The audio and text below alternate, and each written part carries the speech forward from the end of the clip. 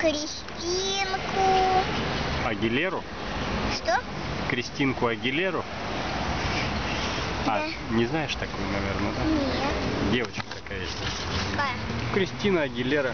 А ты какую Кристину хочешь? Кристину Ситнику. Вот так. Ну это будущая звезда.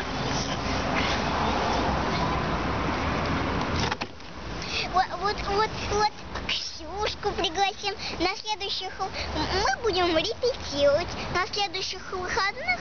Мне тогда все должно получиться хорошо. И тогда у меня будет в комнате порядок. Я на диван встану и там буду петь.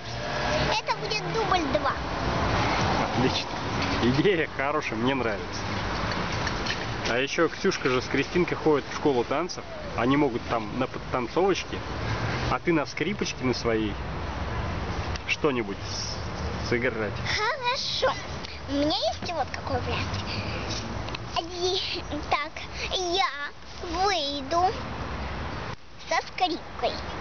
Потом начну клево петь. Вот Кристинка с Ксюшкой постепенно начнут выдвигаться, вот, и будут танцевать про осень. А все взрослые будут смотреть, как мы отрепетировали. И не все дубли ты должен снимать. Как иначе? И еще, ты не должен подглядывать, как мы с девчонками будем это репетировать. Мы можем и на улице, Хорошо. и везде. Я согласен. Ну все, договорились. Договорились. Дайте 5 моей волшебной палочкой.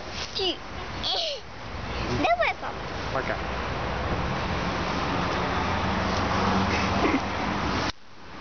Еще раз. Ну все, достаточно. Я думаю, удачный дубль был.